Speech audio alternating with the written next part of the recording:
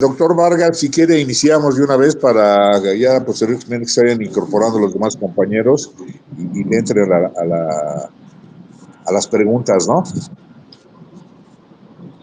es que le doy la palabra, maestro.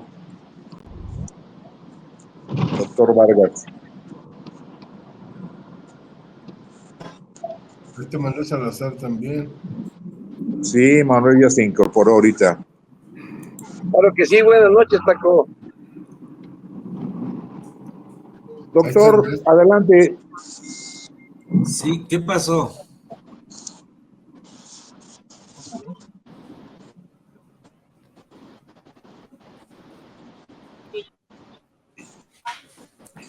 ¿Cuál va a ser la mecánica de la reunión? A ver, dígame un poco, por favor. Bueno, mira, no sé si recuerdes que la vez pasada nos hiciste favor de exponernos, ¿sí? ¿Cuál era el superpeso, ¿no? El mentado superpeso, qué efectos tenía en la economía. Pues como te decía hace un rato, que la gente se quedó muy interesada con el proyecto, con la conversación que tú nos diste, la exposición. Entonces, pues hoy quisiéramos continuar con ese tema, ¿sí? Además de las implicaciones que tiene, ¿no? De la inflación, las importaciones, las exportaciones, las remesas, las tasas de interés, los salarios, todo lo que implica, ¿no? El que tengamos una apreciación del peso. Entonces, es en ese sentido que queríamos pedirte como que nos volvieras a dar tu exposición y posteriormente va a haber algunos compañeros que volvimos a invitar, que son algunos empresarios, que te van a poder hacer unas preguntas igual que nosotros y tenemos duda. Así es que, doctor, pues te doy la bienvenida nuevamente. Muchísimas gracias por tu favor y te escuchamos, doctor. Adelante. Bueno, muchas gracias. Sí, miren, yo lo que propongo es que mi exposición no pase de 10, 15 minutos para darle oportunidad a todas las personas que participan en este evento para que pregunten y hagan comentarios también. Perfecto. Para que así haya esa posibilidad, ¿no? de intercambio de ideas.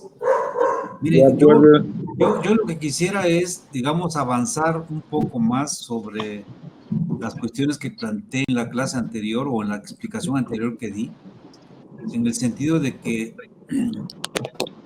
nos quedamos que las relaciones cambiarias pues son relaciones políticas y que la relación del tipo de cambio de un país con otro país es una relación bilateral, que no hay un tipo de cambio mundial, que este es un intento, digamos, de medición que hace el FMI cuando quiere relacionar una moneda con el resto del mundo, pero eso en realidad no existe. O sea, lo que existe es un tipo de cambio empírico.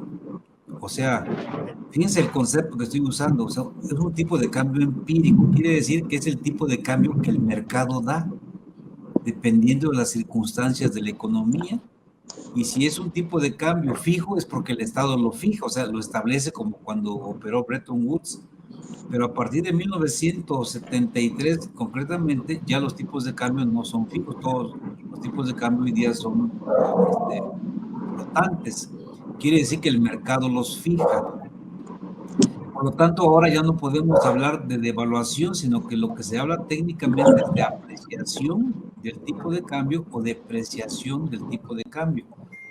Se hablaba de devaluación cuando el Estado modificaba la paridad, pero hoy día no es el Estado el que lo modifica, sino que es el mercado el que está determinando y donde el Estado obviamente juega un papel en cuanto que puede hacer intervenciones en el mercado cambiario para regular este tipo de cambio, pero no lo determina como en la época de Bretton Woods, del 44 al 71.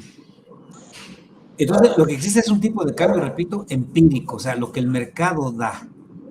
Entonces, la pregunta sería, ¿hay un tipo de cambio competitivo? La respuesta es no. O sea, no hay un tipo de cambio competitivo, sino lo que hay es un tipo de cambio empírico, que es lo que el mercado da y es lo que el mercado fija a partir de fuerzas concurrenciales que emanan de la propia estructura económica y de las relaciones de comercio exterior de un país con el resto del mundo.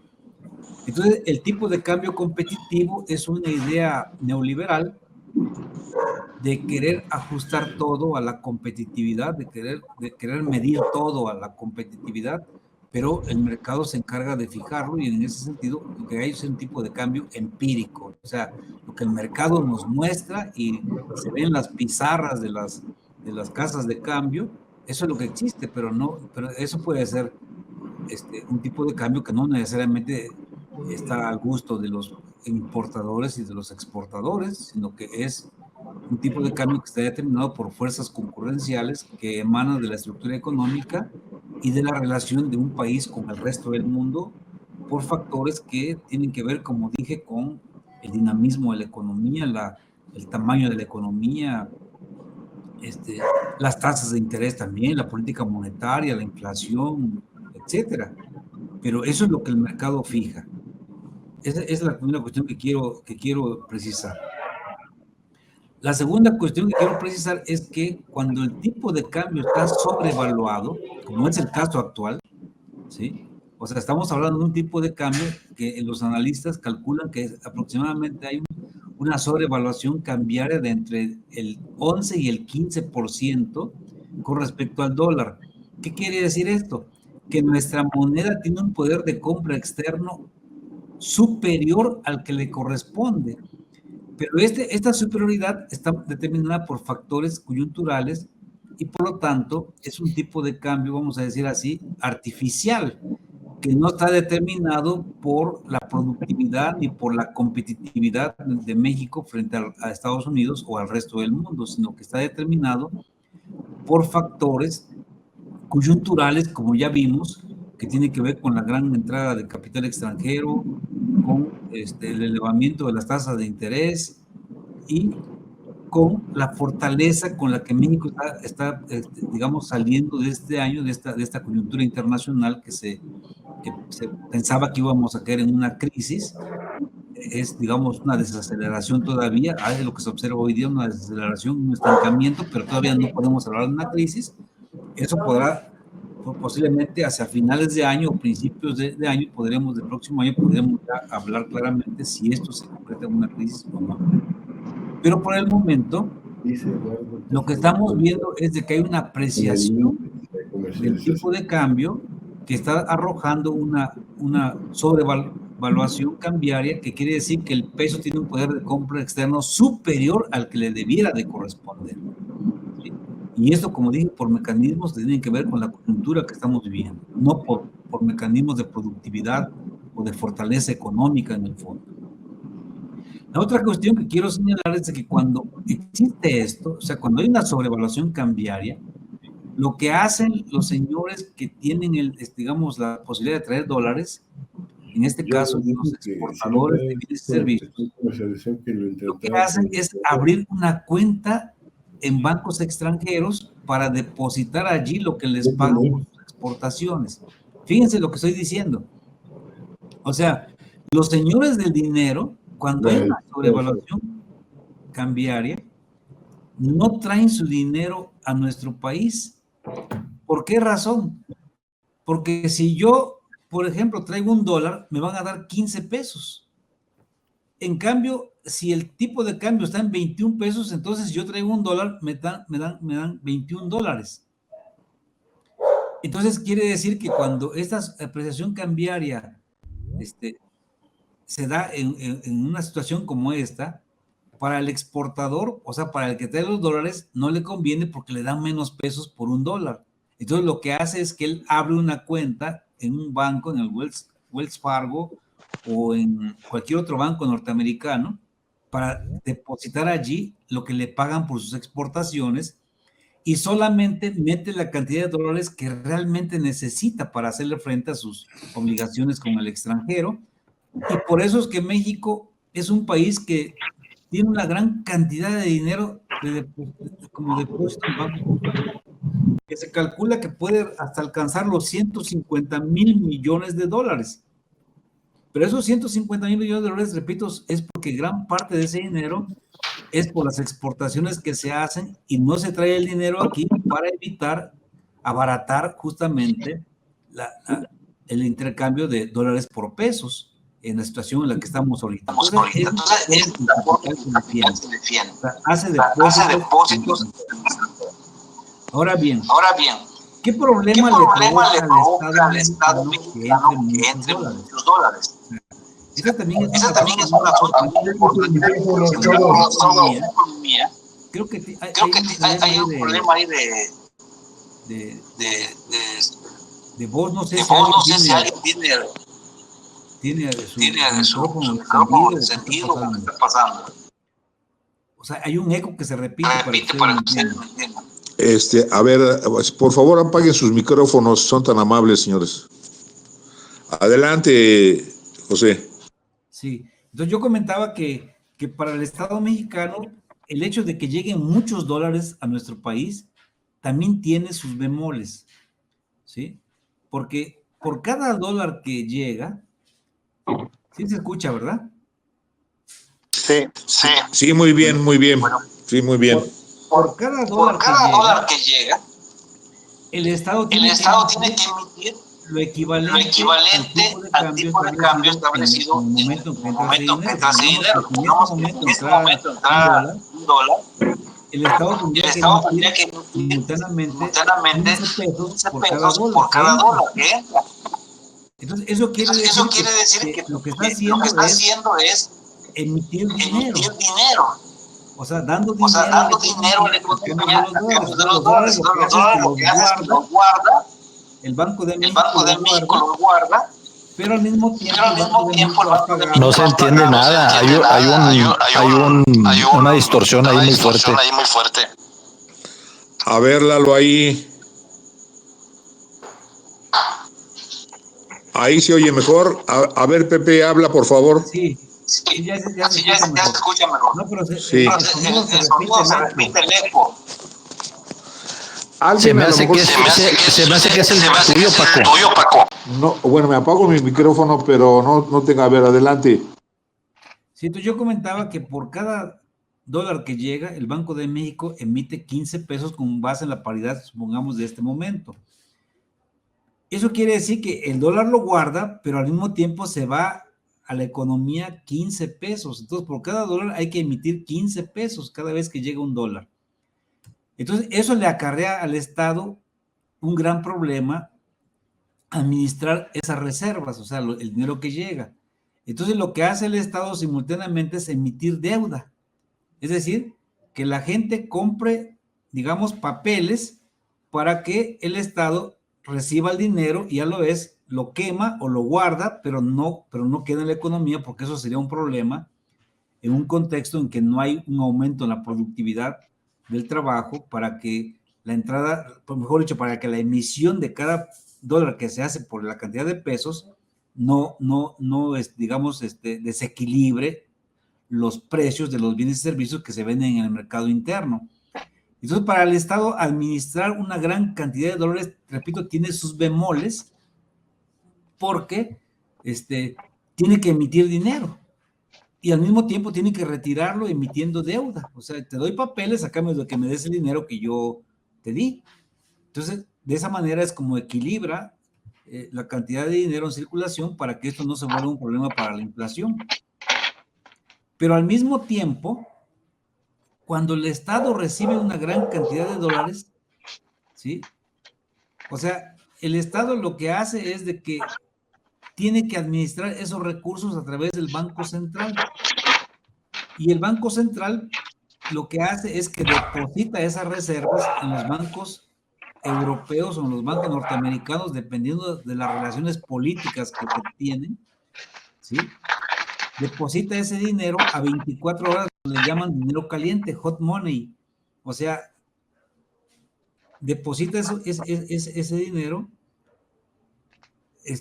y de esa manera es como ese dinero genera un interés que le sirva al Banco Central para vivir de eso. O sea, el Banco Central vive de la emisión de dinero que hace, ¿sí? Y vive también de los recursos que obtiene por manejar las reservas internacionales, de los depósitos que hace en bancos extranjeros y recibe intereses.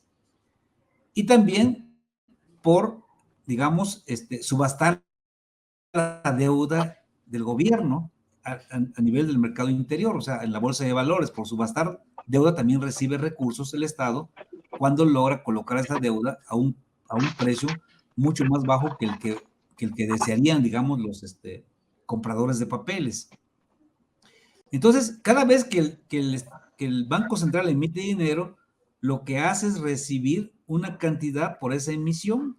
Supongamos que por emitir un peso, el Banco Central se gasta 10 centavos por emitir ese peso, entonces obtiene 90 centavos por cada peso que emite, ¿sí? Entonces, esos 90 centavos le sirven al banco para vivir, o sea, para desarrollar su administración y para pagar intereses que también devengan los papeles que emite, porque también el Banco Central emite papeles, ¿sí?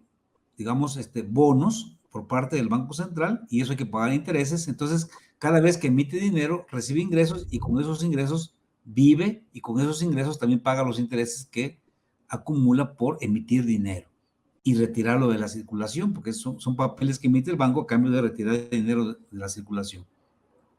Entonces, acarrea, digamos, bemoles, hay contradicciones el hecho de que tenga un país grandes cantidades de reserva, porque hay que pagar un costo por eso, y eso evidentemente que desequilibra a la economía. Otra cuestión también que es importante saber es de que cuando un país como México no es un país, digamos, competitivo para absorber esa gran cantidad de dólares que llega, ¿sí? Entonces se genera la ilusión de que esos dólares son propiedad de la nación, y esto es totalmente falso. O sea, en realidad esos dólares, quienes los meten son los dueños de esos dólares. O sea, si el capital extranjero lo mete, entonces el dueño de esos dólares es el capital extranjero, porque trajo dinero, y cuando quiere se retira, devuelve los pesos y se lleva los dólares. Eso lo vimos en la crisis del 94. Como cuando los extranjeros quisieron convertir sus bonos de desarrollo que estaban en pesos, pero al mismo tiempo intercambiables a dólares, quisieron llevárselos, se los llevaron de la noche a la mañana y dejaron al país sin reservas.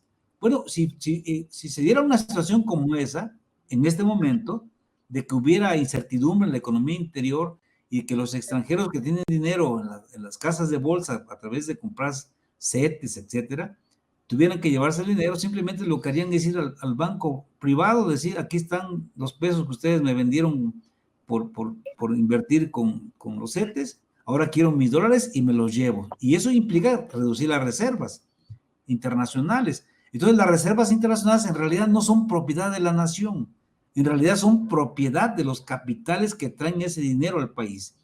Entonces, cuando alguien propone que ese dinero se invierta para el desarrollo nacional, o sea, que las reservas internacionales se inviertan para el desarrollo nacional, lo que tiene que hacer primero es que el Estado tiene que crear un fondo en pesos para poder comprar los dólares que son reservas. Entonces el Banco Central le puede decir, ¿sabes qué? Bueno, si tú tienes 80 mil millones de pesos para hacer infraestructura, pues yo te puedo vender los dólares que tú quieras para que importes maquinaria del extranjero o para que importes todos los insumos que necesitas para la infraestructura que vas a desarrollar. Doctor, tienes 2 minutos, doctor. Creo que abrió su micrófono. Bueno, entonces yo comento, o sea, si alguien, digamos, piensa que el Banco Central le puede dar al gobierno 8 mil millones de dólares para que haga obra pública sin el equivalente en pesos, eso no existe. O sea, el Estado tendría que, o el gobierno tendría que acumular 80 mil millones de pesos para comprar, supónganse ustedes, 5 o 10 mil millones de dólares para obra pública, y entonces el Banco Central se lo puede vender, y ahí no habría ningún problema porque habría esa equivalencia de que estoy dando pesos por dólares. Pero la única forma en que se podría hacer eso es de que el Estado cambiara la ley. Es decir, que el Estado, como se hace, por ejemplo, en países como Bolivia o como Ecuador, que el Estado cambiara la ley y que dijera, por cada dólar que llegue, 20 centavos corresponderán al Estado para hacer obra pública. Y en ese sentido, la ley permite que el Banco Central financie al gobierno para que haga obra pública, pero resulta que si la ley no se cambia, entonces eso no se puede hacer, porque justamente la autonomía del banco consiste en que tiene prohibido financiar al gobierno, ya sea en pesos o en dólares. Entonces, mientras la ley no se cambie y se permita que el Banco Central pueda financiar al gobierno, toda ilusión de que tengamos muchas reservas en dólares no va a servir, porque la ley es muy clarita que dice que en el párrafo sexto del artículo 28 dice textualmente que el Banco Central tiene prohibido financiar al gobierno central, o sea, al sector público. En este caso, al Estado mexicano no se le puede financiar porque se prohíbe por ley. Entonces, la única manera de que el Banco Central financiara al gobierno sería cambiar la ley, o sea, cambiar ese artículo 28 en el párrafo sexto y ponerle ahí que el Banco Central podrá financiar al gobierno central cuando éste lo requiera. Pero eso significaría que hay que tener 3/4 partes del Senado y 3/4 partes de la Cámara de Diputados para modificar una ley, un artículo constitucional, que es el que le da autonomía al Banco Central. Entonces, esa ilusión, repito, queda descartada mientras no haya un cambio en la correlación de fuerzas que permita modificar la ley del Banco Central para que pueda financiar al gobierno, como ocurría en la época del desarrollo estabilizador o hasta 1989 que se podía hacer esto. Ahora ya no. A partir de 93, cuando ya entra en vigor la autonomía del Banco Central, el Banco Central tiene prohibido financiar al gobierno. Entonces, esa es una ilusión. Entonces, repito, quienes proponen eso es porque están desconociendo que la ley es muy clarita en ese sentido, de que tiene prohibido el Banco Central financiar al gobierno central. No sé si hasta aquí puedo hacer un paréntesis. Preguntarme o hacer intervenciones. Sí, doctor, muchísimas gracias. ¿Algún compañero quiere hacerle alguna pregunta al doctor José Vargas?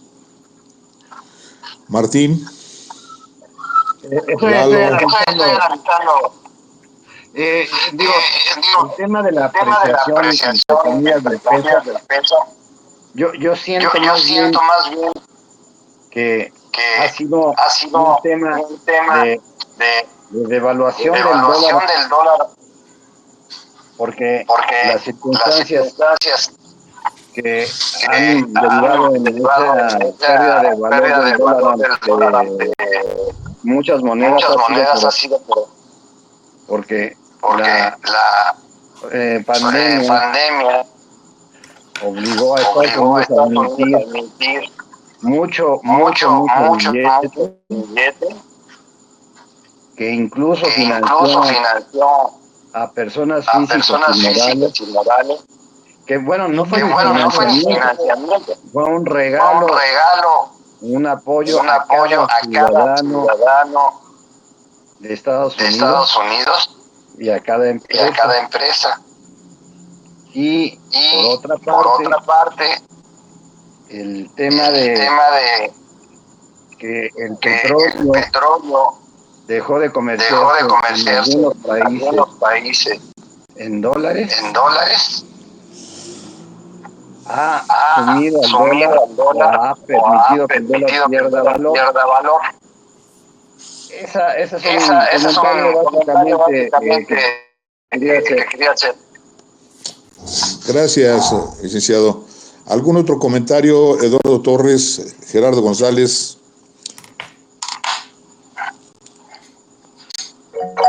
Adelante, Gerardo, tienes la palabra. Buenas noches a todos. A todos, buenas noches.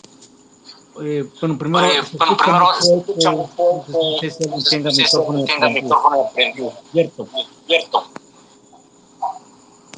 Bueno, ahora sí, creo. Muy interesante la exposición. Sin embargo, creo que sí habría que hacer algunas precisiones. La entrada de capital tiene su clasificación. Yo creo que ahí había que analizar esta cuestión.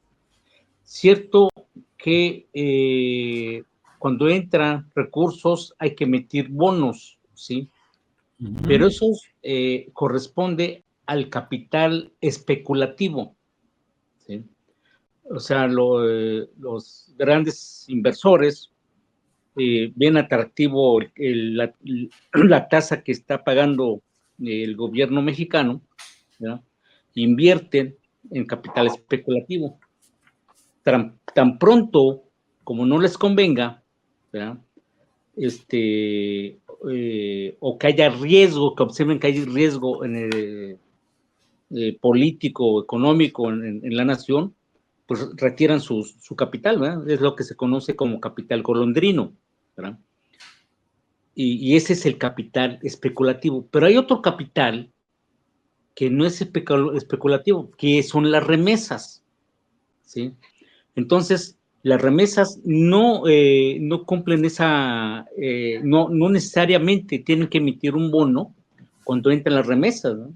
Ahí sí es cierto, bueno, el gobierno mexicano quizás tenga que emitir pesos para la gente que retire los recursos ya en pesos, o sea, de los dólares que fueron remitidos, retiren pesos, bueno, pero ese recurso no es especulativo. Entonces, hay que diferenciar esta clasificación de capitales que entran, ¿ya? Ahora, claro, es cierto que en el capital especulativo para el país tiene un costo, ¿no? Ahí sí es cierto que tiene que valorarse hasta qué nivel tener esa cuestión. Y también es cierto que las reservas pues, no es capital del gobierno, ¿eh? ¿Sí? Son de los inversores, ¿eh? Que en gran mayoría, bueno, son especulativos, pero también hay una parte de esos recursos que entran, que ahorita que se está señalando, es la mayor cantidad de recursos que están entrando, es de las remesas. De acuerdo al dato de Obrador, se estima que van a entrar 70,000 millones de dólares, que no es capital especulativo, ¿eh? Entonces, es muy importante eso. Ahora, también sí se debe de tener un margen en las reservas para tener capacidad de maniobra, para que no suceda como está sucediendo en Argentina. Argentina pues, se ha quedado sin reservas, ¿no? Pero se quedó sin reservas por eso mismo, porque fue capital especulativo. Ahora que se endrogó la administración pasada de Macri, creo que fueron 45,000 millones de dólares que le entraron a la nación, pero así como entraron, salieron, ¿verdad? O sea, no se quedó. ¿Pero por qué salieron? Bueno, pues que tienen una gran deuda derivado al capital especulativo que se había invertido en Argentina. Entonces, sí es muy importante tener hasta qué margen de maniobra se puede tener. Ahora, como nación se debe tener claro, no podemos confiar en el recursos especulativo que muchas veces, bueno, se emiten bonos, porque en cualquier momento los acreedores los reclaman y hay que pagarles. Fue efectivamente lo que pasó en la crisis del 94, ¿no? Fue la fuga de capitales. Entonces, hay que tener mucho cuidado con esto. Entonces, pues muy interesante toda esta cuestión. Es todo, compañeros. Gracias. Gracias a ti, Gerardo. Por favor, apaguen sus micrófonos porque se está oyendo mucho eco. No sé, Martincito, si tú tengas abierto tu micrófono, si lo puedes apagar mientras no estés hablando, te lo agradezco. Sí, no sé si puedo dar respuesta. Claro que sí, adelante. Gerardo. Sí, Gerardo. En primer lugar, digamos, vamos a manejar bien esos conceptos de lo que es las reservas y el capital, porque, o sea, cualquier dólar que entra al país por la vía legal, cualquier dólar, e incluso por la vía ilegal, cualquier dólar que entra tiene que llegar al Banco Central si se hace uso de los pesos. O sea, si yo compro un dólar en el mercado negro, ¿sí? Y ese dólar va al banco privado o al Banco Central, eso quiere decir que entra como un registro contable. Por lo tanto, ya se oficializa, independientemente de que haya entrado como por efecto de exportación de droga o por efecto de esto, de aquello, o sea legal o ilegal, mientras entre y se haga uso de los pesos, eso quiere decir que tiene que ser registrado en el Banco Central en tanto que se está haciendo uso tanto de la moneda nacional para intercambiarla con la moneda extranjera. Entonces, cualquier dólar que entra, repito, si llega al Banco Central, tiene que emitir lo equivalente en pesos. Eso es obligado. ¿Por qué? Porque el Banco Central, o el banco privado, cuando vende, digamos, el dólar o cuando lo compra, desembolsa pesos. Entonces, ese acto de compra-venta entra la intermediación con pesos. Entonces, eso quiere decir que el Banco Central está obligado necesariamente a emitir dinero. Ahora, como dije, ¿cómo le hace para que ese dinero no se acumule? Bueno, pues lo retira de la circulación emitiendo deuda, ¿sí? O bonos del Banco Central. O sea, también el Banco de México emite bonos para retirar dinero de la circulación. Entonces, esas son las dos vías que hace el banco para poder retirar dinero de la circulación, que él mismo emite por cada dólar que entra. Entonces, emite los pesos, pero al mismo tiempo los retira lanzando papeles, ya sea por el Banco Central, bonos del Banco Central, o bien subastando deuda del gobierno en la bolsa de valores. Y de esa manera retira el dinero. Entonces, aquí no hay pierde. O sea, independientemente de que sea capital especulativo, o sea capital productivo, o sea capital o sean remesas, o por exportación de petróleo, cualquier dólar que entra hay que emitir lo equivalente en pesos. Esa es una cuestión que no se puede evitar. Ahora bien, o sea, ¿las remesas son capital? La respuesta es no, ¿sí?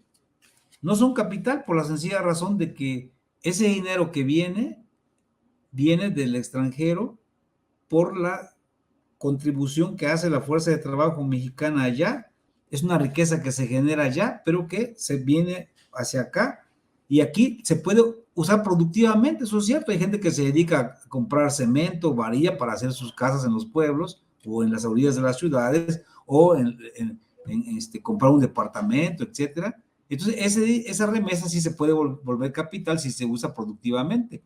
Pero la mayor parte de este dinero se usa para el consumo de las familias, lamentablemente. O sea, ese ha sido un gran factor de equilibrio social, puesto que si no tuviéramos esas remesas, aquí en este país estuviéramos matándonos unos con otros. O sea, si habiendo remesas, habiendo programas sociales, habiendo petróleo, tenemos un alto nivel de delincuencia en este país, imagínense ustedes si no tuviéramos las remesas, si no tuviéramos la entrada por petróleo, si no tuviéramos la entrada por capital extranjero. O sea, nuestro país sería un desastre en ese sentido. Entonces, este factor de lo que son las remesas es un factor no solamente de equilibrio económico, sino también de equilibrio social, porque evita que la lucha de clases se intensifique y evita también que la disputa por el pan de todos los días entre los mexicanos termine como termina a veces en los asaltos a casas de habitación o en la calle o hasta asesinatos, secuestros, etcétera, o trata de personas.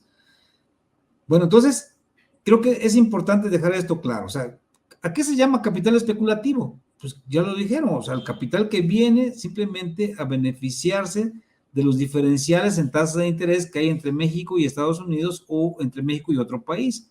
Puede ser capital alemán que llega a México, compra CETES, compra bonos de las empresas, compra bonos de Pemex, etcétera. Entonces, deja aquí sus recursos, se convierten en pesos y se van a la reserva los dólares que traen, pero al mismo tiempo ese capital obtiene un interés sobre el cual hay que pagar también en dólares cuando ese capital se va, porque lo convierte en dólares. Entonces eso hace que las reservas disminuyan y eso hace que el tipo de cambio también se debilite, porque si sale dinero internacional como son los dólares o los euros, entonces eso debilita al peso que se sostiene por estas reservas también. Es un factor también las reservas, que le da poder de compra al tipo de cambio de nuestro país con respecto al dólar. Entonces, es especulativo porque en cualquier momento se puede ir, como se dijo aquí. Pero el otro capital que llega, que es el productivo, o sea, que es ese que se invierte, por ejemplo, en Burger Boy o que se invierte en cualquier empresa extranjera, ¿sí? Ese capital crea, digamos, riqueza, y la riqueza que se crea, muy pequeña parte de esa riqueza se queda en el país en forma de reinversión. La otra parte se va en dólares hacia el país de origen, ¿sí? Fíjense, o sea, el efecto que tiene esto. O sea, llegó el dinero, generó ganancias, pero una parte de esas ganancias, o gran parte de esas ganancias, se van nuevamente para el país de origen en forma de dólares, y una pequeña parte se queda aquí para ser reinvertida interiormente, pero la salida de dólares se dio porque las ganancias tienen que convertirse en dólares y tienen que devolverse al país de origen. Entonces, ese capital, si bien beneficia productivamente la creación de riqueza, pero por el otro lado sangra al país porque se lleva las ganancias hacia el extranjero vía conversión de pesos a dólares, porque esos se van en dólares, no se van en pesos.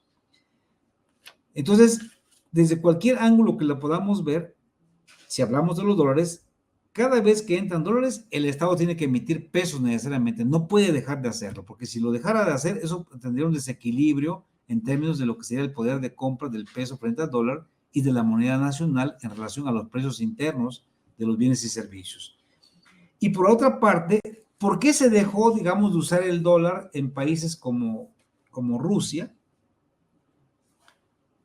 E incluso hay un acuerdo con China de dejar de utilizar el dólar como moneda de cambio.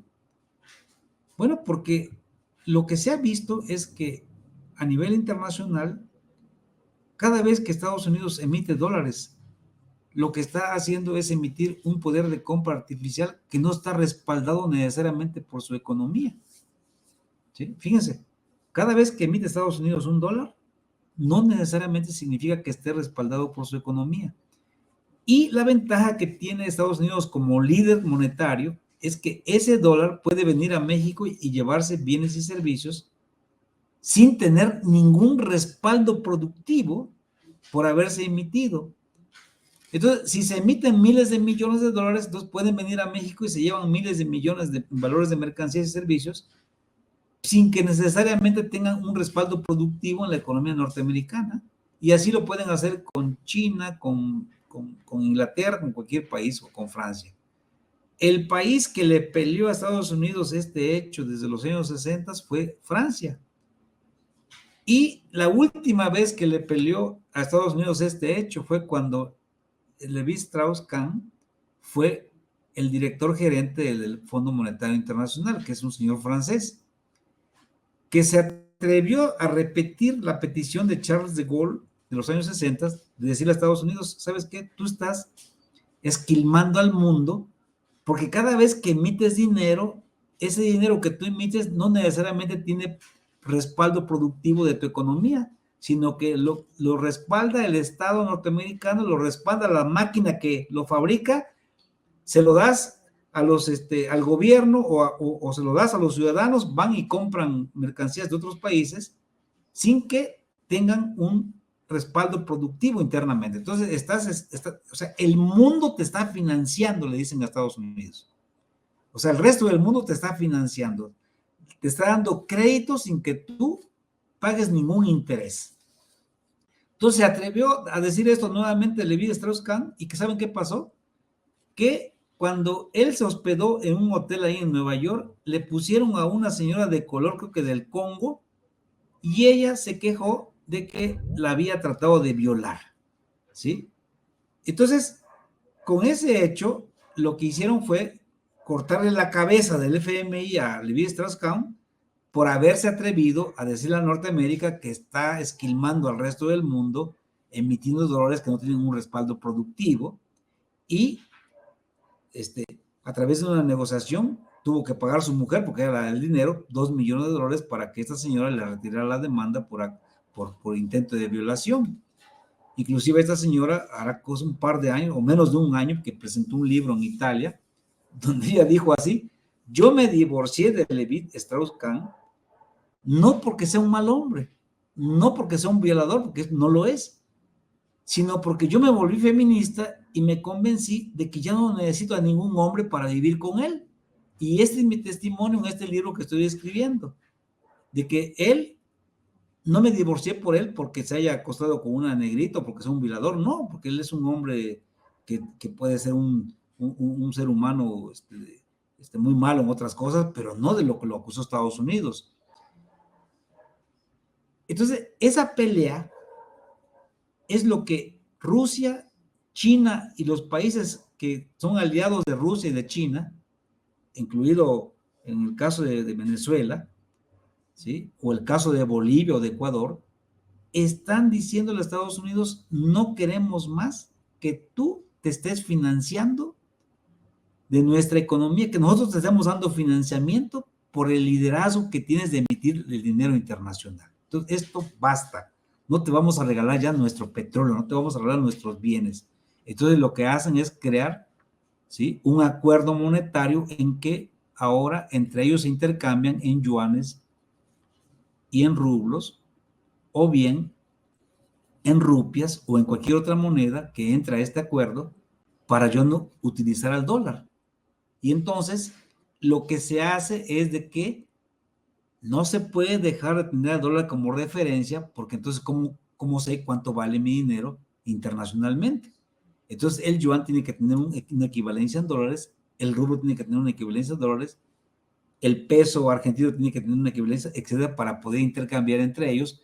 Pero el rodeo es de que ahora ya no se usa el dólar, sino que ahora se usa al yuan o al rublo o a cualquier moneda. Esa es la diferencia, ¿sí? Entonces la paridad que se establece entre ellos está en equivalencia al poder que tienen entre sí, pero sin dejar de mediar el valor del dólar. Eso sí es inevitable.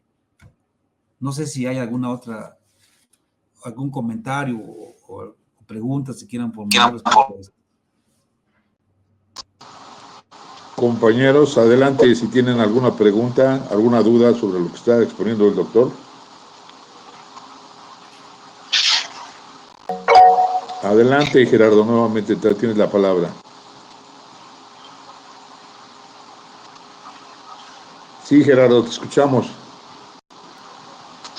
Bueno, se escuchan. Hay mucho eco nuevamente. Efectivamente es como lo señala el expositor, el problema que se está dando ahorita. Es cierto que a partir de que se dejó en 1972 la convertibilidad del dólar en oro, a partir 71, de ese momento, diciembre de 71. Bueno, 71, 72 por ahí. A partir de eso, bueno, de hecho en sí fue mucho antes, ¿no? Sí, fue a partir de ese momento que declara en la administración de Richard Nixon la inconvertibilidad del dólar en oro, pero en sí fue mucho antes. Tan es así de que varios países le reclamaron, ¿sabes qué? Tengo muchos dólares, dámelos en oro. ¿Qué hacen? Pues no tengo oro, ¿sí? ¿Por qué? Porque simplemente toda la emisión de dólares que hizo los Estados Unidos no tenían respaldo, incumpliendo el acuerdo de Bretton Woods de 1944, que toda emisión, ¿sí?, de dólares, porque se había aprobado que fuera la moneda de reserva mundial, iba a tener respaldo en oro, ¿sí? Lo incumplió, pero a partir de entonces, el resto del mundo, todos, ¿sí?, están financiando la economía de los Estados Unidos. Así es.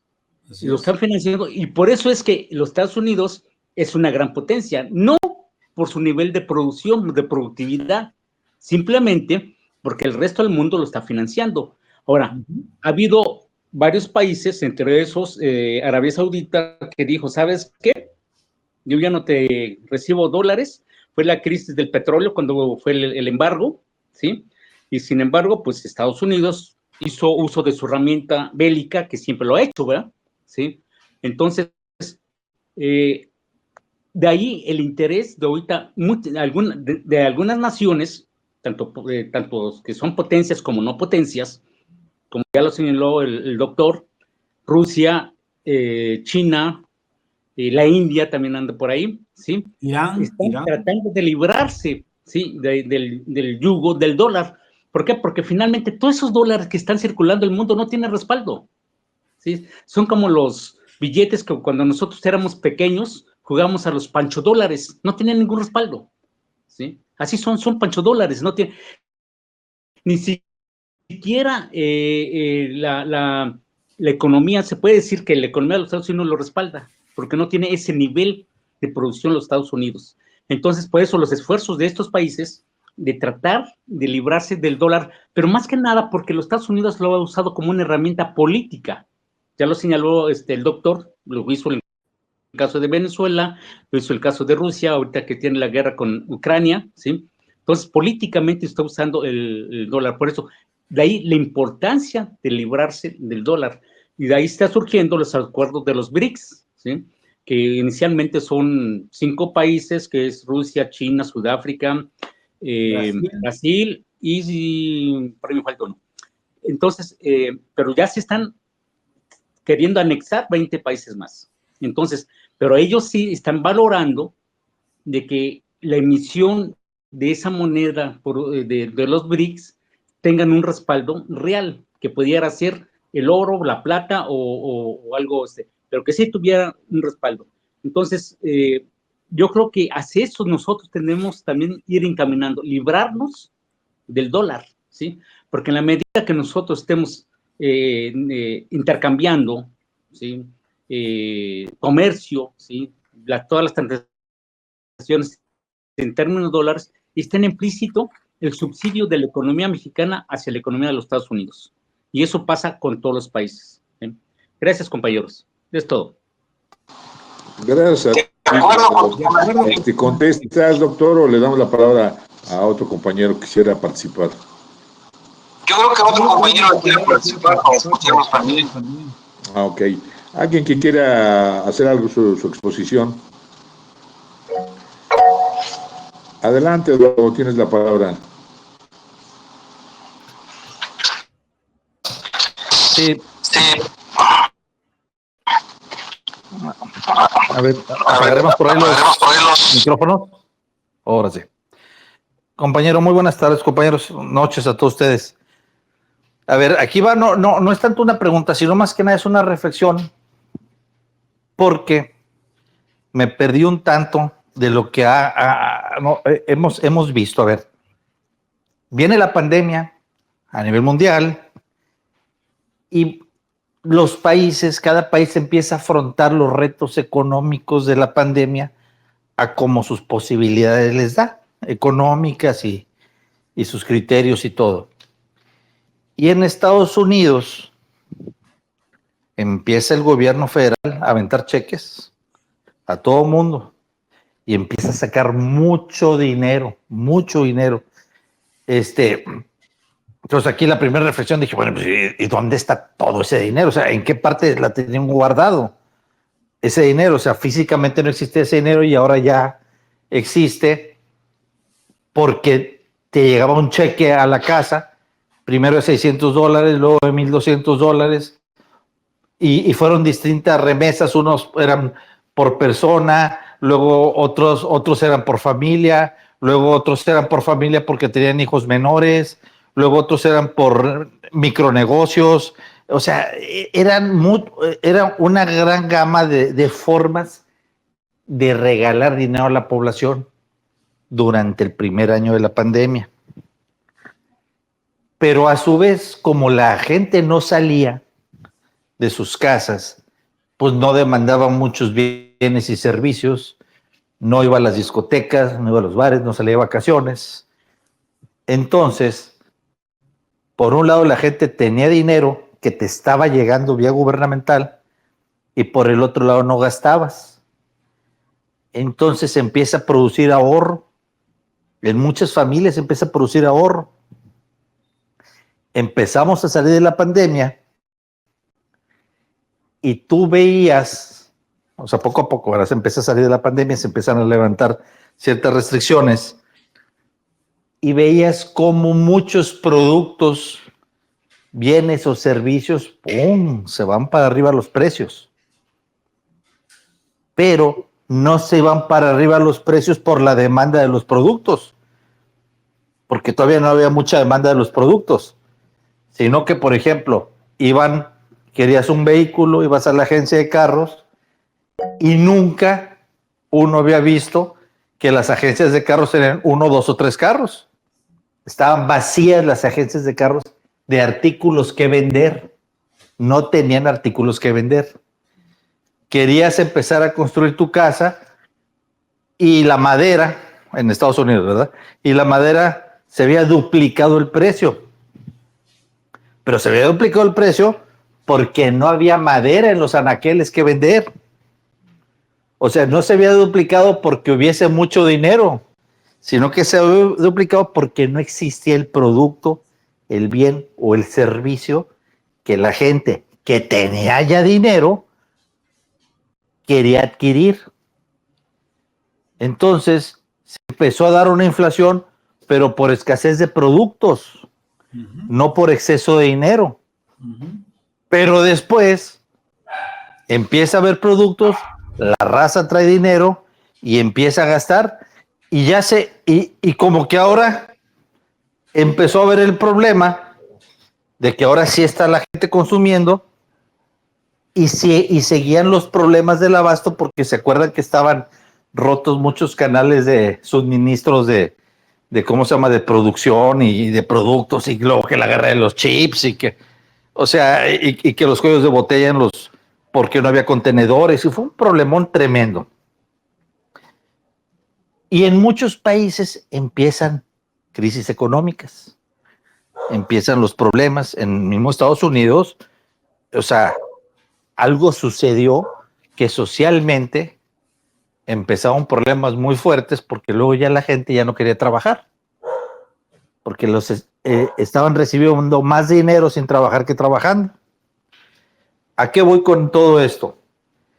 Que a pesar de todo lo que yo vi que estaba sucediendo, en México no se cae el tipo de cambio. En México pues se continúa trabajando. Yo no digo que hayamos estado mejor o peor que en otros lugares, no lo sé. Pero yo veo que empieza a suceder todo eso. Salimos ya de la crisis, por decirlo así, a nivel mundial, se levantan todas las ¿cómo se llama?, las restricciones, y empieza un proceso en el que se empieza a devaluar el dólar y a sobrevalorar el peso. ¿Habrá tenido en esta sobrevaloración del peso algo que ver todos estos cambios, pues yo creo que no vistos antes, de la pandemia, del dineral que los gobiernos soltaron a sus ciudadanos? O sea, porque fue saliendo de la pandemia, reactivándose más o menos la cuestión económica, ¡pum!, se va para abajo el dólar en México y se va para arriba el peso. ¿Qué fue lo que pasó? Porque yo lo he escuchado usted atentamente y sí, o sea, está muy bien mapeado más o menos cómo viene toda esta situación. Pero eso no había pasado antes. Eso pasó ahora. Entonces, si esto que usted nos comenta, que es una de las causas por las que el peso se fortalece, quiere decir que entonces durante toda la vida, que yo recuerde, ¿verdad?, mi parte de vida, quiere decir que en México siempre se hicieron las cosas exactamente al revés de como las estamos haciendo ahorita. ¿O quiere decir que es el marco internacional? ¿O quiere decir que fue la pandemia? ¿O qué fue ahora esa diferencia? ¿Es cuánto?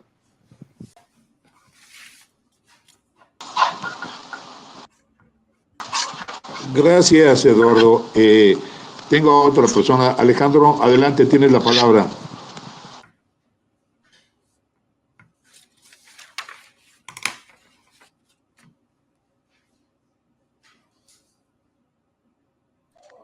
Sí, buenas noches.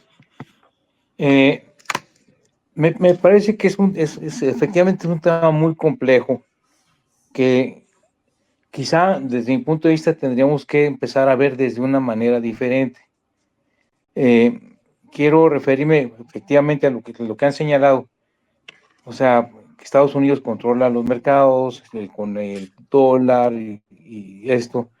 Sin embargo, debemos de considerar que no es un problema unilateral, que no es un problema además que se va a desarrollar de manera unilineal.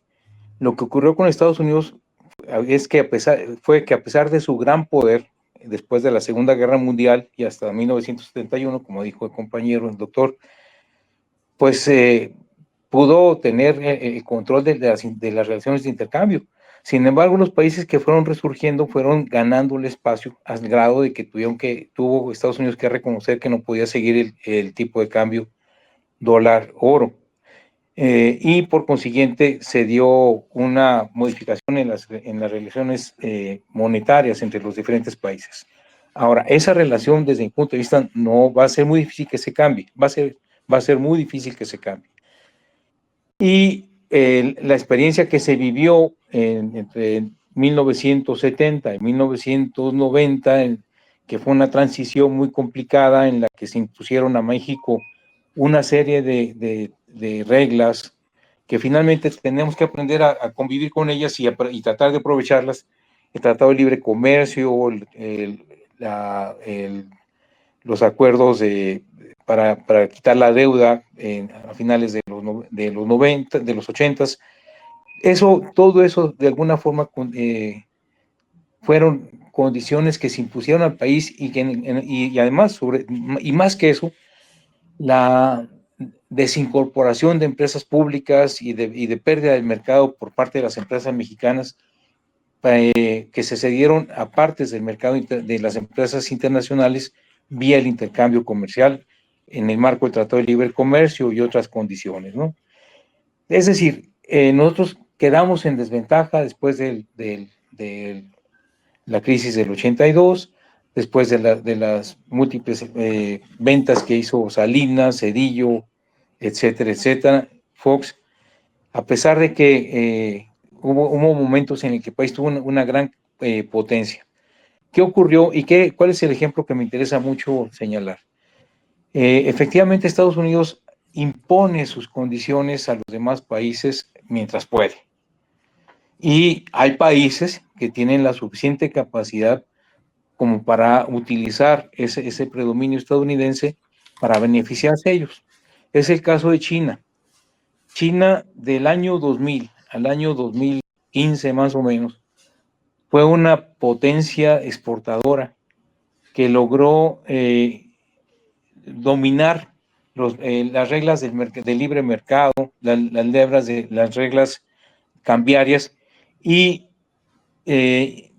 pudo convertirse en un gran prestador de dinero para Estados Unidos, obligando al dólar a sobrevaluarse. China tuvo una tasa de crecimiento sustancialmente, o sea, notable. Todos los países de América Latina se beneficiaron de ello, incluso México. No es extraño que en esos años, en los que hubo bonanza en América Latina, hayan surgido los países, los gobiernos democráticos de Lula, de Evo Morales, etcétera, etcétera, ¿sí? En el caso de México, estaba Fox en esos años, Fox y Calderón. México tuvo el privilegio de tener enormes ingresos de dólares en petróleo, que sin embargo no se aprovecharon. China mantuvo su tipo de cambio subvaluado mediante instrumentos de política monetaria y cambiaria, invirtiendo en Estados Unidos, obligando a Estados Unidos a convertirse en un gran deudor de China y reconociendo en el intercambio comercial, debido a la forma en la que se llevó a cabo todo ese proceso, un gran poder de compra del dólar estadounidense. Ese poder de compra que tuvo le permitió a China venderle todo. China multiplicó su capacidad industrial, su capacidad productiva, sacó a millones de gentes de la pobreza. Efectivamente, dice que ¿a qué costo? Pues, antes en la miseria los chinos a lo mejor vivían mejor, no sé. El logro que han tenido en estos últimos 20 años, del 2000 para acá, ha sido trascendental, aparte que ya tenían algo adelantado antes, ¿no? Pero lo hicieron con relaciones de intercambio comercial que les favorecían.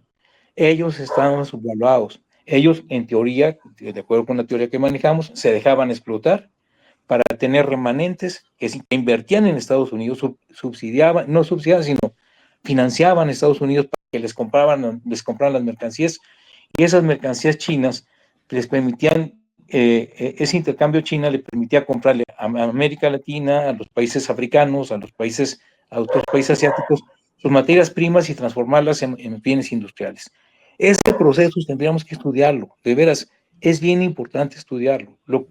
lo que decía el doctor hace rato del líder francés del Fondo Monetario Internacional, de que Estados Unidos se financiaba efectivamente, el mismo, que la gente de la Reserva Federal de Estados Unidos reconocía que Estados Unidos era un país que estaba endeudado con el resto del mundo.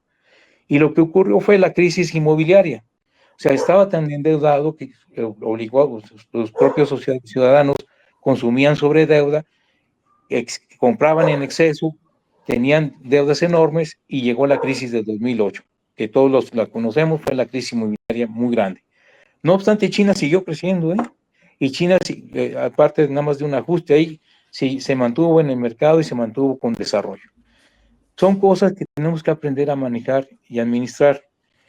Yo creo que incluso las políticas cambiarias y monetarias podrían combinarse de tal manera que permitieran desarrollar un tipo de cambio competitivo que permitiera en las condiciones de retraso tecnológico que tiene México poder competir en los mercados internacionales.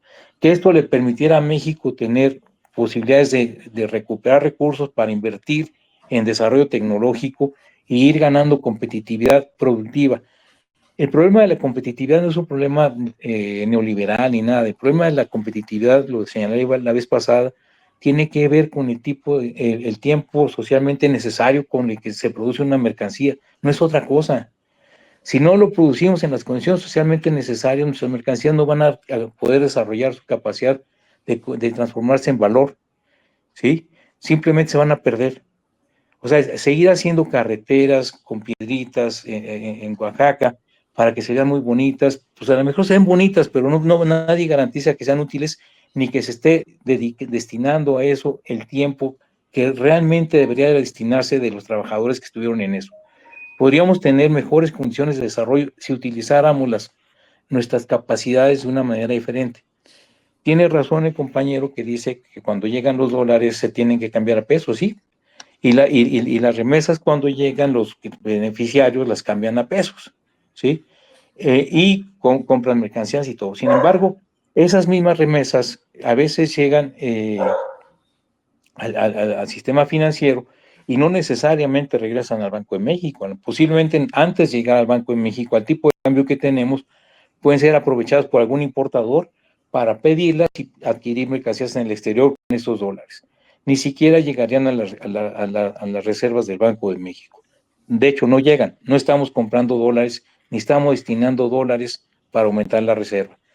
Sí, cuando se aumenta la reserva, tienen que realizarse operaciones para evitar que ese dinero se vuelva un dinero excesivo en el mercado. Pero podría haber operaciones que hoy indujeran a la producción productiva, a la inversión productiva para cambiarle la ecuación que estamos viviendo ahora. En cuanto a lo que decía Eduardo, que si estábamos haciendo las cosas de manera diferente a como lo hacíamos antes, la verdad, no sé si tú estás viendo que estamos logrando transformarnos en una entidad productiva exportadora. Lo que estamos convirtiéndonos es en una entidad que ahorita recibe todo lo que le vendan, porque estamos haciendo el mismo papel que tuvo Estados Unidos entre 2000 y 2008. O sea, convertirse en una economía altamente importadora, con un tipo de cambio súper fuerte. En este caso no se debe tanto ni a la inversión extranjera, ni a la inversión especulativa, sino fundamentalmente al trabajo de los mexicanos en el exterior. Y lo menos que podríamos hacer, o deberíamos intentar hacer como economistas, sería explorar qué fórmulas podemos aplicar para que esos grupos de mexicanos que están en el exterior y con sus familiares acá puedan destinar una proporción cada vez más grande de los ingresos que reciben en dólares a una inversión productiva que permita transformar su realidad. Eso es lo que no estamos haciendo. No seguimos, no mejoramos gran cosa. Es desde mi punto de vista, y es algo que tenemos que tener mucho cuidado, porque si Estados Unidos se sigue desacelerando, si China se sigue desacelerando, posiblemente las condiciones, a lo mejor quedamos como principales consumidores del resto de los países mientras tengamos las remesas, Pero el día que no tengamos manera de seguir recibiendo esos dólares, mientras los mexicanos se siguen sacrificando allá afuera, pues no vamos a tener manera de sostener nuestra paridad. Y el problema de veras, sí debemos de pensar en que debemos de tener un compromiso con ellos y tenemos que hacer propuestas para compartir con ellos compromisos para transformar a México. Ese es mi punto de vista. Gracias. Muchas gracias. ¿Algún otro compañero que quiera hacer algún comentario? Sí, Paco, yo. Adelante, Joaquín, tienes la palabra. Bueno, ahorita que decía Eduardo que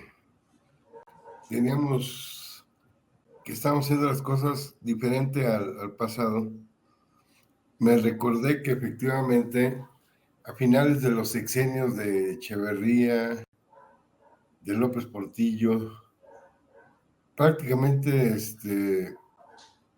en todos ellos había devaluaciones para concluir su periodo. Y esto traía como consecuencias, hasta se hizo una frase que decía, si van a devaluar, el presidente que salía tenía que hacerlo para que el que entrara no se desgastara. Así era en el esquema perista de aquellos años, ¿no? Porque la frase era, presidente que devalúa, se devalúa.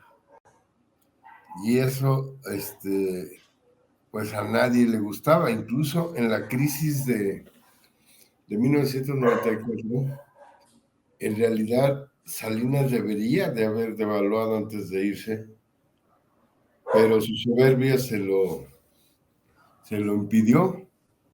Cuando entra Zedillo, encuentra una situación bastante complicada, que lo obligaba prácticamente, todo el mundo decía, tiene que devaluar, porque no lo hizo Salinas, pero lo tiene que devaluar, porque la diferencial de precios que existía entre México y Estados Unidos, en las dos economías, requería un ajuste ahí abrupto.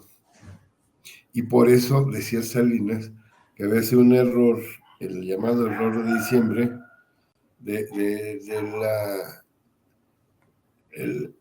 el hierro que cometió el secretario de Hacienda de aquel tiempo, Jaime José Serra Pucci, de invitarlos a cenar a muchos de los grandes empresarios y preguntarles que el gobierno está pensando en devaluar, ¿ustedes qué creen? Y la respuesta fue, no vayan a hacer eso, ¿no? Pero todo el mundo agarró su teléfono y dijo, ¿sabes qué? Estos pendejos van a devaluar, entonces agarra todo el dinero que tengamos y cámbialo en dólares, ¿no? Y fueron esos los que ganaron, porque ya la devaluación se hizo inevitable, o sea, se desató con ese procedimiento. Entonces, ahora, teóricamente,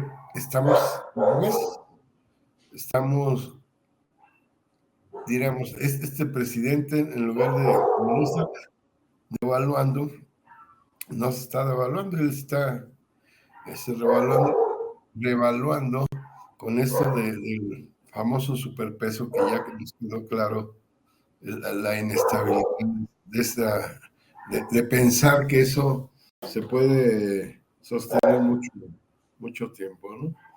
Pero es interesante en este marco pensar en qué podría ayudar a la economía social esta situación. Lo que dice Alejandro es importante. No sé por qué no lo han propuesto. Yo recuerdo cuando Monreal fue gobernador de Zacatecas, tenía un programa de 3 por 1 y se los ofreció a los... Ya ven que Zacatecas es uno de los estados que más braceros tenía y tiene, ¿no? Entonces, le decía, si ustedes juntan dinero allá y manden a sus familias, pero también vamos a hacer un fondo donde ustedes por cada peso que pongan, el gobierno estatal pone un peso y el gobierno municipal creo que pone un peso y el gobierno estatal pone otro, ¿no? No podía comprometer al gobierno federal, pero sí al municipal y yo no sé en qué resultado tuvo, pero tiene una idea pues, sugerente. Creo que López Obrador debería hacer algo semejante para cubrir las necesidades estas que planteaba Alejandro Castillo. Creo que sí sería importante que mucho de ese dinero que entra vía remesas no se gaste solamente en consumo, que mucho de ello pudiera ser inversión, ¿no? O sea, que fuera ahorro y como decía Keynes, ¿no? Ahorro igual a inversión, ¿no? Para poder, pero necesitaba hacer ahorro voluntario, ¿no? Y en las condiciones en las que están, no sé qué posibilidades habría de hacerlo. Gracias, Paco. Sí. Gracias a ti, Joaquín. Les voy a pedir un favor, yo estaba por terminar, entonces les sugiero que 5 minutos cada compañero para conclusiones. ¿Quién quiere tomar la palabra? ¿Alguien me está pidiendo la palabra? Adelante, Lalo, tienes la... Sí, buenas noches nuevamente. Rapidito, ahorita que tocaron el tema de la migración, a lo mejor no tiene como tal tanto que ver en esta plática de economía, pero un poquito, sí, un refilón. Me hizo pensar una nota que por ahí yo vi hace como unos cuantos meses, y se les platico, en la que decían, según esta nota, que más o menos, porque es difícil el dato exacto, hay 40 millones de mexicanos en el extranjero. No creo que sean tantos. Y no creo que sean ya de mexicanos como tales, sino que a lo mejor ya ahí están tomando en cuenta los mexicanos que se acaban de ir, más la segunda, tercera y cuarta generación, que esos ya no son tan mexicanos, o menos mexicanos. Pero el dato que me llamó mucho más la atención es el de estadounidenses viviendo en México, que más o menos rondaba los 8 millones ahorita. Entonces, decíamos, a ver, si el dato fuera más o menos correcto, 40 millones mexicanos en Estados Unidos, 8 millones estadounidenses en México, entonces estamos hablando de una relación de 5-1. O sea que de cada 5 mexicanos, que estamos seguros que no son 5 porque ya son otras generaciones, de cada 5 hay 1 acá. O sea, como que empieza, me quiero imaginar yo cuando escuché esto, que la carretera migratoria ya se está haciendo de ida y vuelta, ¿no? Entonces ya el puente migratorio, si antes era puro de un solo carril, ahora ya el carril ya hay un carril de venida y ya se está ensanchando cada vez más ese carril. Al rato va, no sé, o sea, me imaginé, dije, pues al rato una de esas y toda la masa trabajadora que esté en edad económicamente activa, con ganas de producir, pues va a estar del lado americano, y la gente que ya terminó esa etapa de su vida, pues ahora va a estar acá del lado mexicano. Entonces, pues no sé, a lo mejor en 20 años ya estamos hablando de otro país completamente diferente, ¿no? Y ahí económicamente también. ¿Es cuánto?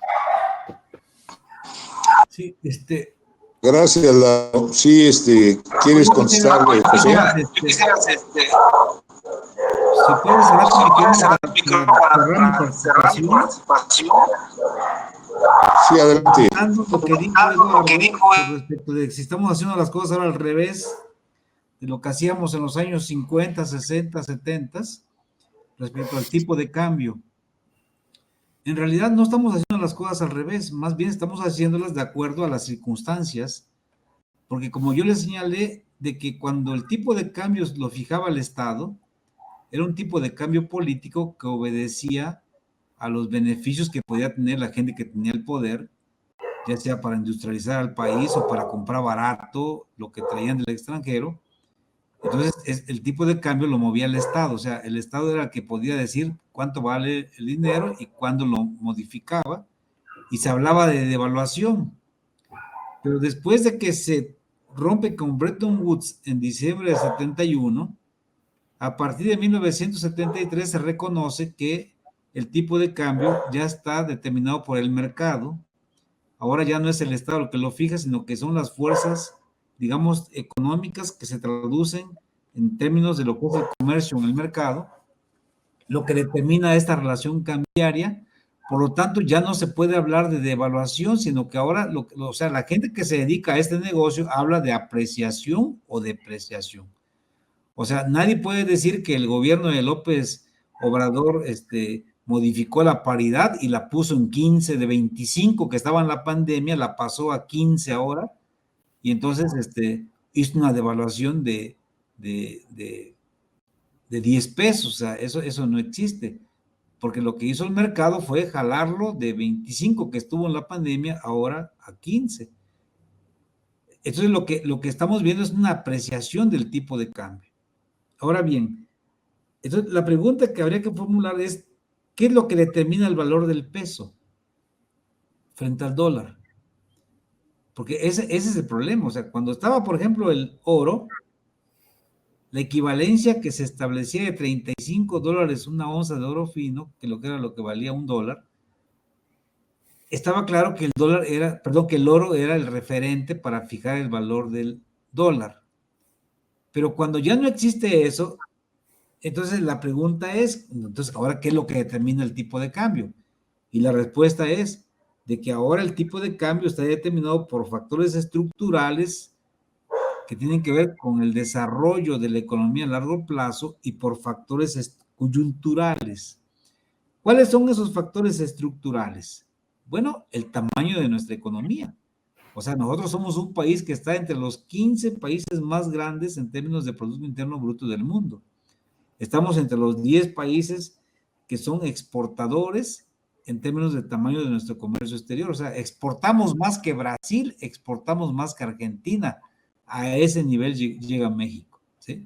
El comercio exterior de Argentina no llega ni a los 250,000 millones de dólares al año, ni el de Brasil, mientras el de México rebasa los 600,000 millones de dólares al año de exportaciones de bienes, servicios y entrada de transferencias.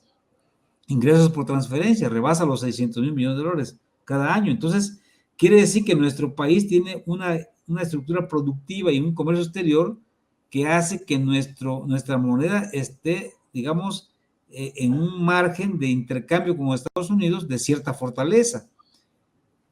Y luego, si a esto le agregamos que también hay factores que tienen que ver con la renta del suelo, o sea, México es un país que obtiene ingresos derivados del petróleo por la productividad natural que implica sacar petróleo del subsuelo. O sea, hay países que son más productivos en términos de petróleo que México, por ejemplo, Arabia Saudita o Qatar o cualquier país de esos de allá del Oriente Medio, sus costos de producción son mucho más baratos que los de México. Entonces, el diferencial de ingresos que obtienen por petróleo pues es mucho mayor que el nuestro. Pero aún así México es competitivo en comparación con otros países. En la exportación, por ejemplo, de muchos productos que tienen que ver con el café, cuando hay precios internacionales favorables, o bien con la pesquería, el camarón, etcétera. Y eso hace que también el peso se fortalezca porque eso implica que las exportaciones favorecen la entrada de divisas. Pero además hay factores coyunturales, como podría ser, digamos, la entrada de dinero ahora por el diferencial de tasa de interés en términos reales entre México y Estados Unidos, ¿sí? Aquí se paga más dinero en términos reales que en Estados Unidos por un ahorro, por comprar bonos o por invertir en el banco. Se paga más que lo que se paga en Estados Unidos. Entonces, eso hace que haya muchos dólares en nuestro país y eso favorece la relación cambiaria, o sea, fortalece a nuestra moneda, ¿sí? Y no es que estemos haciendo las cosas al revés, no, sino que ahora hay factores distintos que sirven como medición para determinar el tipo de cambio. Ya no es el oro, sino ahora son factores reales de la estructura económica y del comercio. Entonces, ¿cómo es que se intenta crear, digamos, digamos, un comercio diferente al dólar? Bueno, lo que se está haciendo es de que se está creando un valor entre las monedas que están en el acuerdo de ya no usar al dólar, y eso hace que se genere una canasta de monedas de los que participan, que puede ser 5 o 10 países. Es una canasta en donde a cada país se le asigna un porcentaje de valor a su moneda. Por ejemplo, seguramente al yuan japonés se le va a dar un 25% o 30% dentro de esa canasta. A la moneda de Irán se le va a dar un 5%, a la moneda de Rusia a lo mejor un 15%, y así sucesivamente hasta completar el 100%, que sería el valor total de esa moneda que serviría como base para el comercio. Así como se hace con el euro. El euro es una moneda que está determinada por una canasta entre los países que participan. A cada país le asigna un valor determinado y eso forma el 100% del valor del euro. Entonces, esa es la forma que se está resolviendo, porque lo que se está en el fondo midiendo es el poder que tiene China con respecto a todos los demás países, o el poder que tiene Rusia con respecto a los otros países miembros de este acuerdo, así como ocurrió con el dólar. O sea, el dólar siempre tuvo un valor superior en términos, digamos, de poder de compra con respecto a otros países, no así con el caso de la libra, por otras razones que ojalá tuviéramos tiempo de explicar. Pero en el caso del dólar, pues tuvo ese poder porque era un país muy grande en términos de producción, o sea, de comercio exterior, etcétera. Entonces, en el fondo sigue siendo la estructura productiva y comercial la que determina el tipo de cambio, solo que ahora ya no es el Estado el que modifica la paridad de manera directa, influye sobre ella, eso sí, pero en el caso anterior, cuando estaba Bretton Woods, ahí sí era el Estado el que modificaba la paridad, entonces se devaluaba la moneda. Ahora es apreciación o depreciación determinada por fuerzas concurrenciales de la producción y del mercado. Ahí dejo mi participación. Muchas gracias. Doctor, muchísimas gracias. Lalo, tienes la mano levantada, ¿quieres volver a participar? Adelante.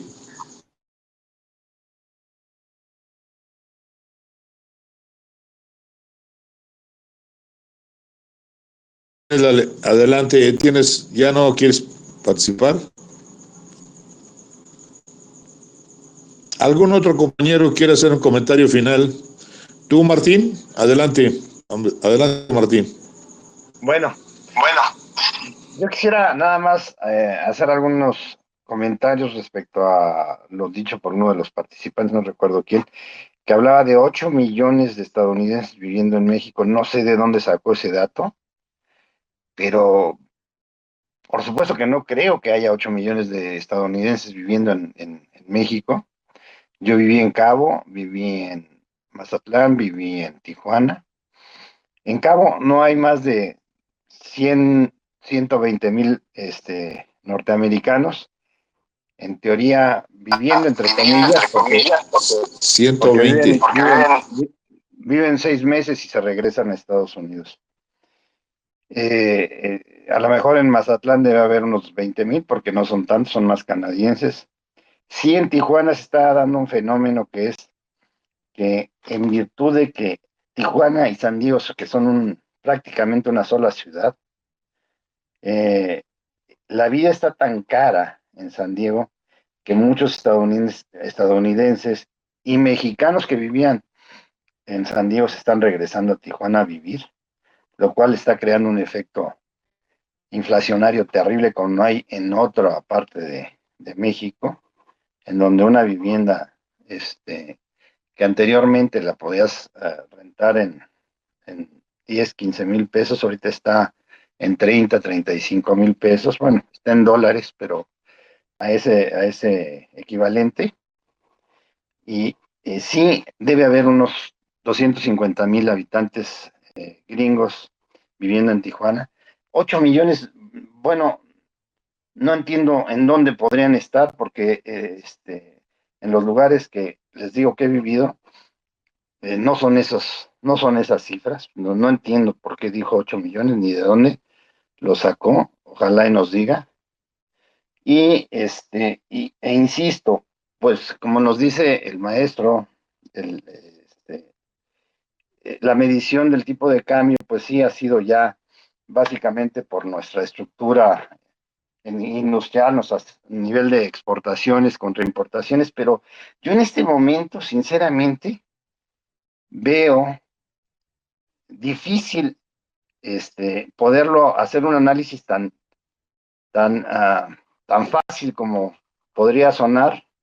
Y sí, creo que es un tema coyuntural el tipo de cambio en este momento, en donde México tenga una apreciación tan importante, e insisto, más bien siento que Estados Unidos ha perdido posición por tanto endeudamiento y tanta exceso de impresión de billetes. Como mencionaban hace rato, sí se dieron $600, luego 1,200 y luego 400. Sí, a prácticamente 100 millones de habitantes.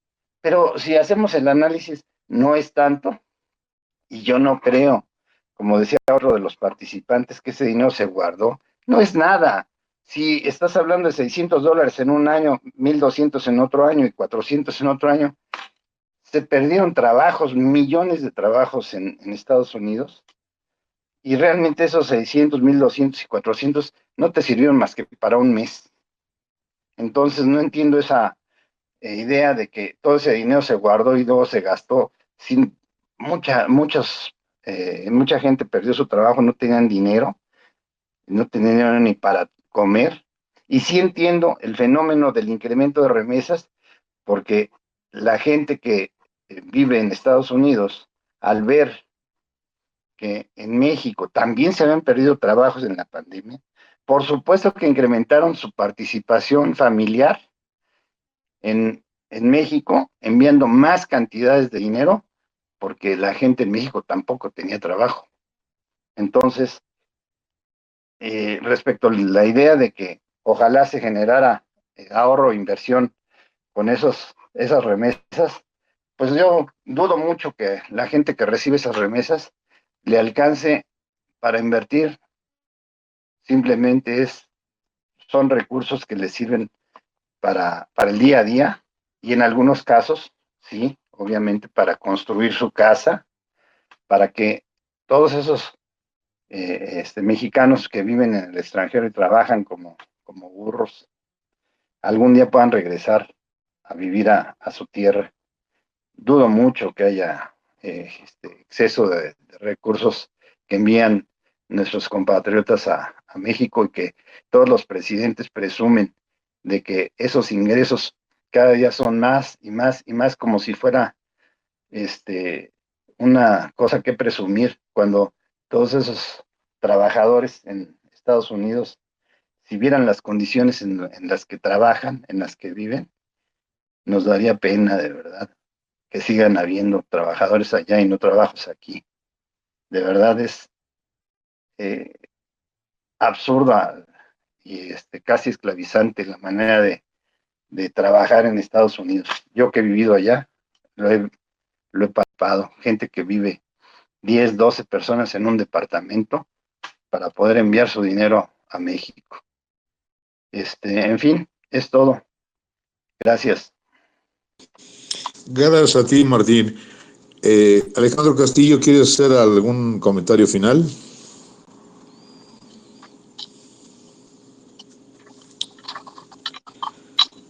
Alejandro.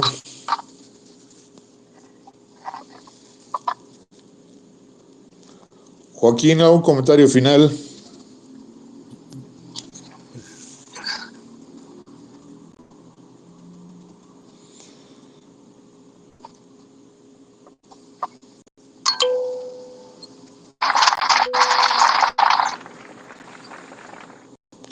¿Alguien quiere hacer un comentario final?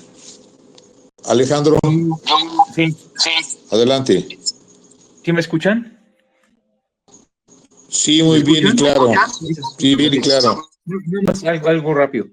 Uno de los problemas de la paridad es el efecto que tienen los precios internos. hemos estado reduciendo la inflación y las experiencias que hemos tenido anteriormente siguen el mismo patrón de buscar importar barato para bajar los precios locales y bajar con eso la inflación. Lo que ha ocurrido en otros años, en otras ocasiones, es que cuando no puedes sostener la paridad, la inflación se te vuelve a disparar. No podemos pensar en bajar la inflación de esa manera artificialmente. Como decía el compañero, el doctor, tenemos que mejorar nuestra capacidad de producción, tener un sector productivo más armonioso para que no haya disparos de precio en los diferentes sectores o podamos elevar la tecnología y la aportación de cada sector lo mejor posible para reducir los niveles de precios. Es la única manera de bajar la inflación. No podemos estar pensando en bajar la inflación de esa forma. Y el riesgo está en que hay una cierta gusto por ver los resultados pensando que estás bajando la inflación, cuando en realidad simplemente le estás deteniendo mientras tienes una paridad demasiado fuerte, aportando un subsidio que no es del Estado, podríamos decir, sino de las mismas remesas. Con esas remesas estamos subsidiando las importaciones y estamos fortaleciendo a los productores del exterior. Paradójicamente, no estamos aprovechándolas para crecer como hace falta en México. Sería todo. Muchas gracias. Gracias, Alejandro. ¿Algún otro comentario, compañeros?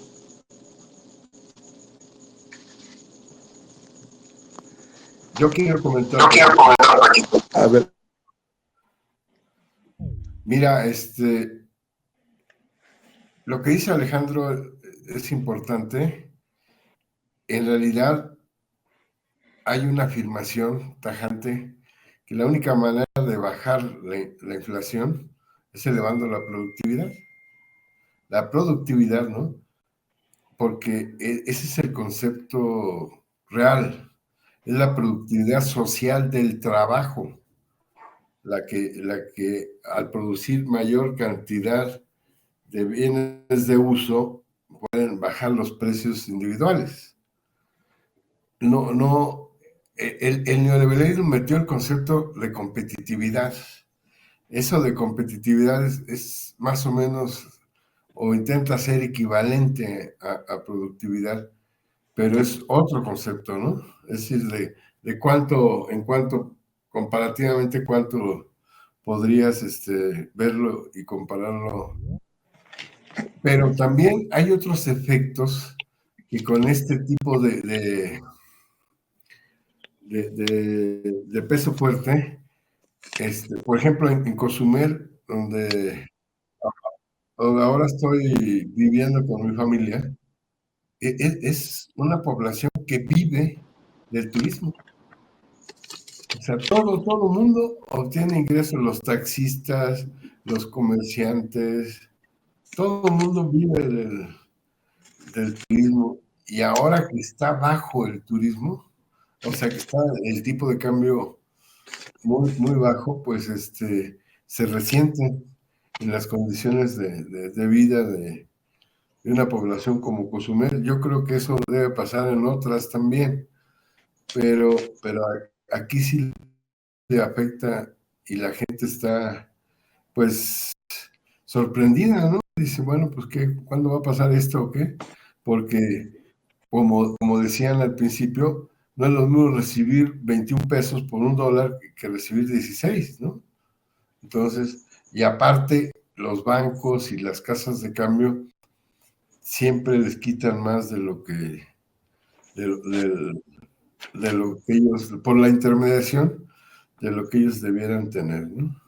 Entonces, es un problema de productividad. Efectivamente, lo que dice Alejandro, necesitamos elevar la producción, fortalecer nuestra producción nacional, nuestra industria, y fortalecerla de tal manera que hubiera un crecimiento de la productividad tal que permitiera absorber esos aumentos de precios y de la inflación. Gracias. Gracias a ti, Joaquín. Sí, yo ¿Algún nada otro más quería comentario, compañero? Paco, Sí, adelante, quería adelante. comentar respecto de lo que Alejandro habló de los dineros que se invirtieron en los estados a raíz de la pandemia. O sea, el FMI calculó que alrededor de 16 billones de dólares se gastaron los gobiernos para rescatar a empresarios y apoyar a la población. O sea, fue más rescate de empresarios que apoyo a la población. Para los países que lo hicieron, México no hizo eso en términos de rescatar empresas, pero sí apoyó a la población a través de medidas muy pequeñas, pero que de algo sirvieron. Pero la contrapartida de ese dinero, de esos 16 billones de dólares, es de que se volvieron deuda de los países. Entonces los países que rescataron empresas, que apoyaron a las familias, ahora están más endeudados y ahora la deuda es un fenómeno tan poderoso que se habla que si ese problema no se resuelve, pues el mundo va a seguir ahorcado y no va a poder crecer porque gran parte de esos recursos se utilizan para pagarle a los banqueros los intereses, para pagar el principal, y entonces ya no hay dinero para inversión productiva en infraestructura, etcétera, por parte de los gobiernos. Entonces esa limitación sigue pesando para hablar sobre la recuperación económica mundial.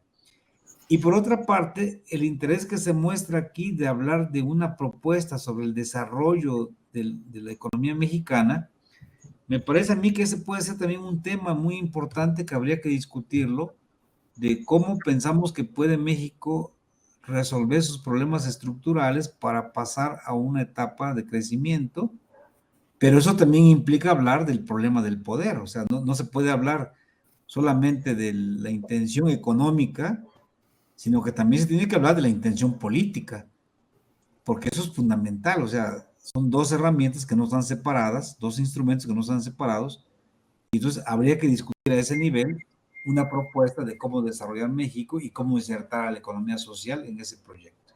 Gracias. Gracias a ti, doctor. ¿Algún otro comentario, compañeros?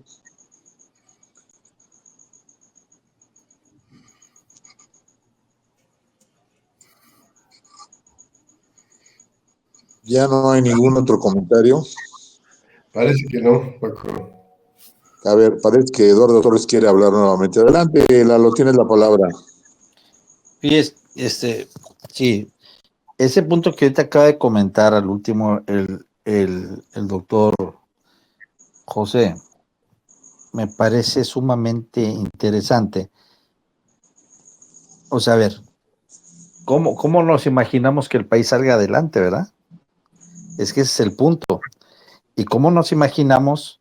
Porque muchas veces las políticas económicas, pues claro que están contrapuestas a las políticas internas, ¿no? Ideológicas y todo esto. No sé cuál sujete a cuál, ¿verdad? No sé si a veces una laga de camisa de fuerza de la otra y qué pasaría si las dejamos libres, pues, o sea, aquí sí es cierto, o sea, como que van por dos vías distintas. Pero yo a lo que voy es que a lo mejor sí hay que pensarlo un tanto cuanto diferente. Porque, por ejemplo, y lo que dice el doctor, que tiene toda la razón, México es una potencia exportadora, sí es una potencia exportadora, claro que sí. Aquí uno se planta en el puente y ve todos los camiones que todos los días están pasando para el otro lado. Sí, definitivamente. Pero pues casi son los mismos que están entrando también. O sea, de un lado y del otro lado. Somos una potencia exportadora, sí, pero también somos una potencia tremendamente importadora. Porque si nosotros incluimos en toda la exportación, como debe de ser, el conteo de todo lo que exporta la maquila, pues también hay que ver todo lo que importa. Y yo creo que como que al mero final de cuentas, no lo sé, me quiero yo imaginar, al mero final de cuentas, la que es exportación de productos mexicanos con un enorme, total o enorme componente nacional, no creo que sea eso, o sea, yo creo que va a ser una muy mínima parte de eso, o significativamente mucho menor a eso. Y a lo mejor en una de esas, y más que nada en el sector primario. Yo no creo que sea tanto en el sector terciario o en el sector, ¿cómo se llama? Secundario, la industria y todo esto, porque casi todo lo que se exporta es porque previamente se importó, menos lo primario. Entonces, sí somos una gran potencia exportadora, pero porque somos importadores.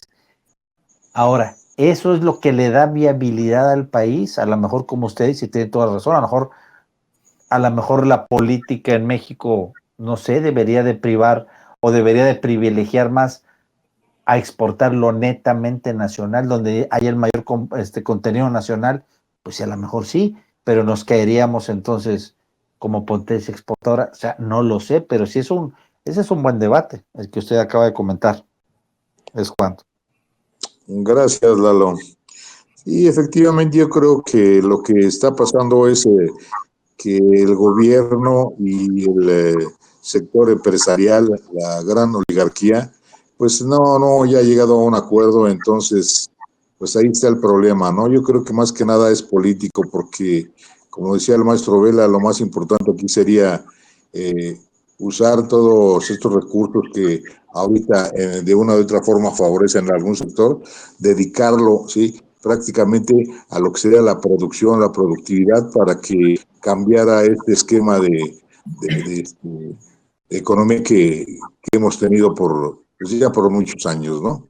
Yo creo que ese es el problema, ¿no? De que no hay voluntad política. Para mí, desde ese punto de vista, creo que va a ser muy difícil que se llegue a algún acuerdo. Es cuanto. Pues ya se nos acabó el tiempo un poquito. Sí, ya. Doctor José Vargas, a todos los compañeros les agradezco su atención y gracias por esta gran plática. Muchas gracias, buenas noches. Muchas gracias a todos, buenas noches. Buenas noches a todos. Buenas Buenas noches. noches.